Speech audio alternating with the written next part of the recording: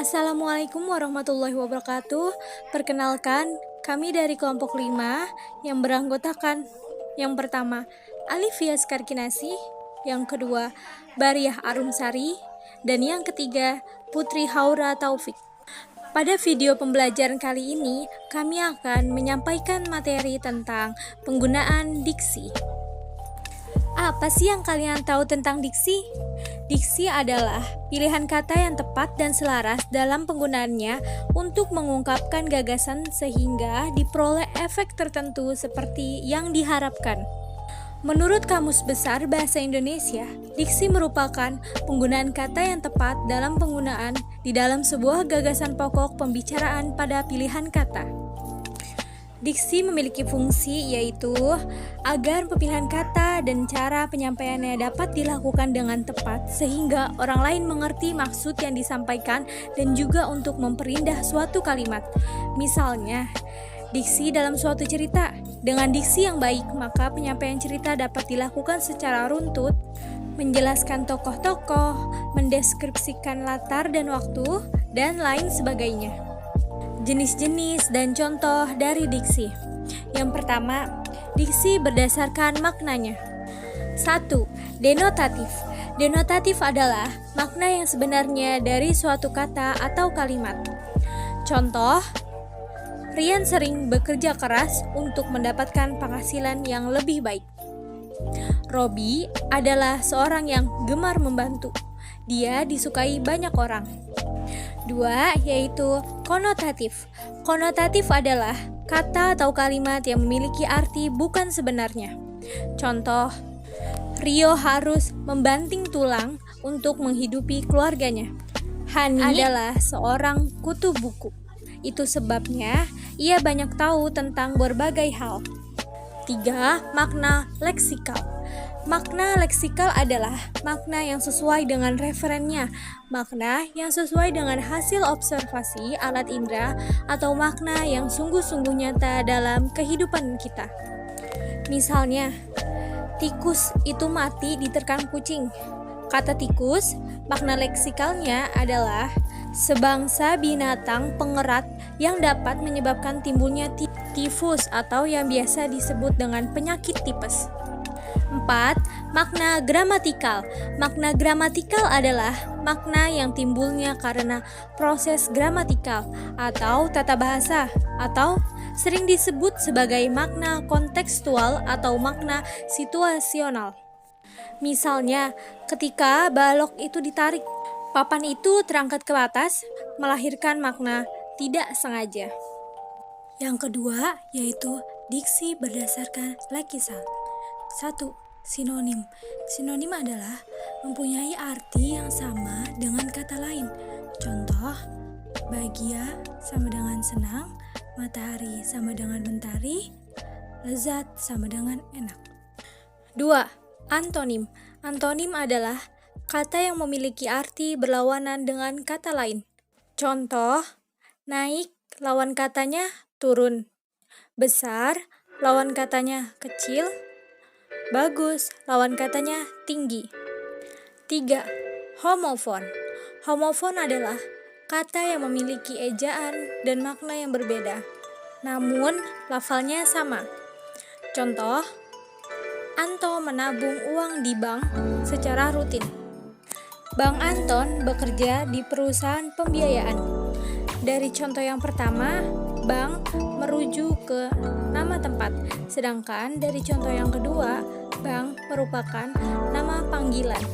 Jadi, dari dua contoh tersebut, bank memiliki arti dan makna yang berbeda, hanya pelafalannya saja yang sama.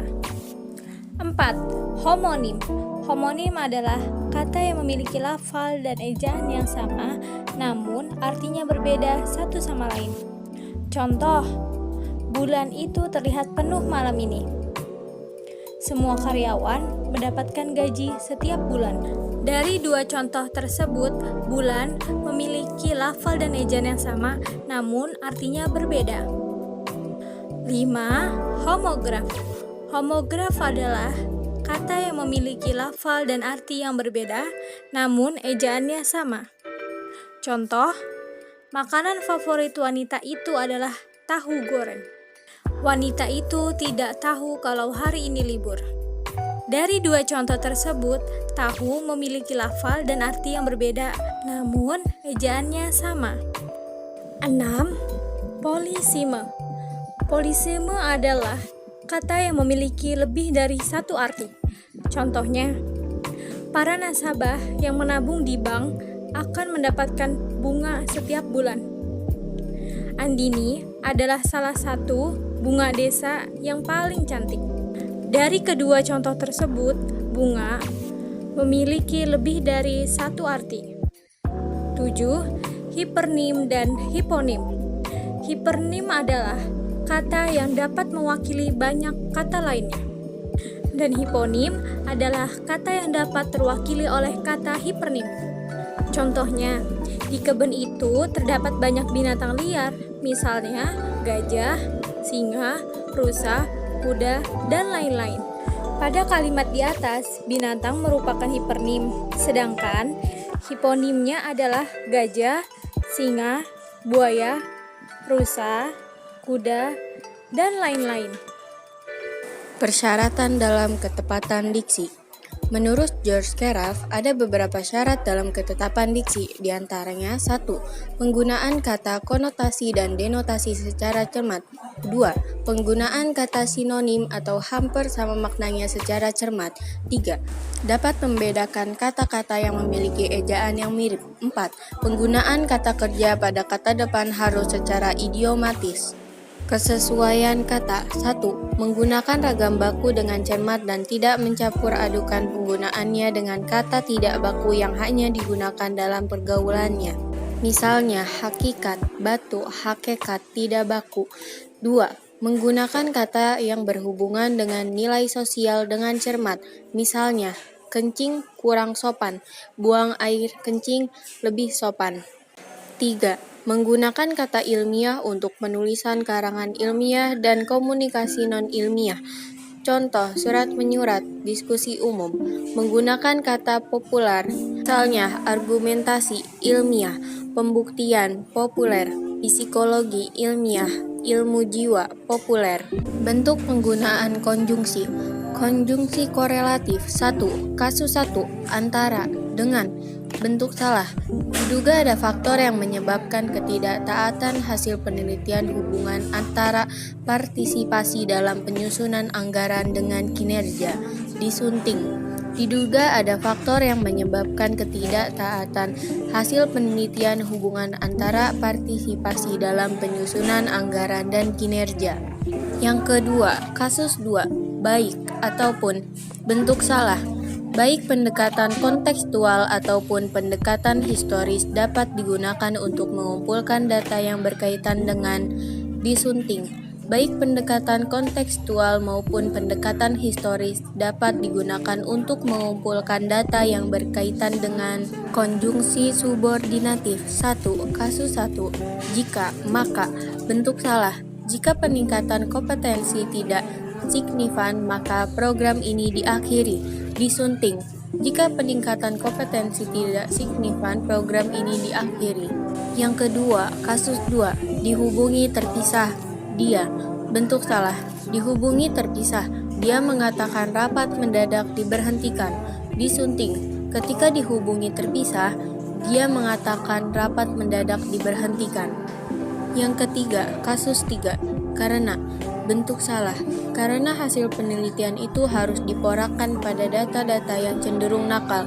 Disunting. Karena hasil penelitian itu harus diporakkan pada data-data yang cenderung nakal. Yang keempat, kasus 4. Karenanya. Bentuk salah. Karenanya perseraan akan mengurangi risiko dengan memundurkan publikasi laporan. Disunting. Oleh karena itu atau karena itu perseraan akan mengurangi risiko dengan memundurkan publikasi laporan. Yang kelima, kasus 5. Namun demikian, bentuk salah. Namun demikian, sejauh ini manajer atau pemilik perusahaan peternakan kurang memperhatikan faktor-faktor. Disunting. Namun sejauh ini manajer atau pemilik perusahaan peternakan kurang memperhatikan faktor-faktor. Yang keenam, kasus 6. Misalnya, bentuk salah. Misalnya penelitian ini dilakukan untuk menguji pengaruh kepribadian terhadap disunting. Misalnya penelitian ini dilakukan untuk menguji pengaruh kepribadian terhadap. Yang ketujuh, kasus 7. Sementara, bentuk salah. Sementara hasil temuan profil karakteristik responden penelitian ini mengidentifikasi bahwa pengambil disunting. Sementara itu atau adapun hasil temuan profil karakteristik responden penelitian ini mengindikasi bahwa pengambil. Yang kedelapan, kasus terampil. Bentuk salah. Mereka yang tidak terampil mengoperasikan komputer cenderung akan gagal dalam mengolah data penelitian secara kuantitatif. Disunting. Mereka yang tidak terampil mengoperasikan komputer cenderung akan gagal dalam mengelola data penelitian secara kuantitatif. Yang kesembilan, kasus Anda. Bentuk salah. Laporan penelitian yang sedang Anda susun harus segera diserahkan pada akhir bulan ini. Disunting. Laporan penelitian yang sedang Anda susun harus segera diserahkan pada akhir bulan ini. Yang ke-10, kasus terima kasih. Bentuk salah. Ucapan terima kasih kepada siapa saja yang membantu harus dinyatakan dalam kata pengantar setiap buku teks. Disunting. Ucapan terima kasih kepada siapa saja yang membantu harus dinyatakan dalam kata pengantar setiap buku teks. Yang ke-11, kasus perorangan. Bentuk salah. Hal semacam itu murni merupakan masalah perorangan. Disunting. Hal semacam itu murni merupakan masalah perseorangan. Yang ke-12, kasus terkini. Bentuk salah. Kasus-kasus kebahasaan terkini cenderung tidak diperhatikan oleh para penulis dan peneliti. Disunting. Kasus-kasus kebahasaan terbaru cenderung tidak diperhatikan oleh para penulis dan peneliti. Yang ke-13, kasus merapihkan. Bentuk salah. Semuanya diminta untuk merapihkan barang bawaannya. Disunting. Semuanya diminta untuk merapihkan barang bawaannya. Yang ke-14, kasus terwujud. Bentuk salah. Penelitian yang baik dan berkualitas sulit terwujud kalau dana yang banyak juga tidak disediakan oleh fakultas. Disunting. Penelitian yang baik dan berkualitas sulit terwujud kalau dana yang banyak juga tidak disediakan oleh fakultas. Yang ke-14, kasus jadwal. Bentuk salah. Jadwal yang baru untuk presentasi penelitian fundamental di Jakarta belum dikeluarkan. Disunting. Jadwal yang baru untuk presentasi penelitian fundamental di Jakarta belum dikeluarkan. Yang ke-16, kasus ahli. Bentuk salah. Penyunting ahli sangat diperlukan untuk susunan dewan redaksi jurnal yang telah terakreditasi ini. Disunting. Penyunting ahli sangat diperlukan untuk susunan dewan redaksi jurnal yang telah terakreditasi ini. Yang ke-17, kasus penutan. Bentuk salah. Peneliti yang sudah senior hendaknya dijadikan panutan bagi para peneliti pemula. Disunting. Peneliti yang sudah senior hendaknya dijadikan anutan bagi para peneliti pemula. Yang ke-18, kasus memenangkan. Bentuk salah. Capres SBY berhasil memenangkan suara mutlak dalam Pilpres 2009. Disunting. Capres SBY berhasil memenangi suara mutlak dalam Pilpres 2009. Sekian penyampaian materi kami dari kelompok 5. Kurang lebihnya mohon maaf. Terima kasih kepada teman-teman yang telah menyimak. Wabillahi taufiq wal hidayah. Wassalamualaikum warahmatullahi wabarakatuh.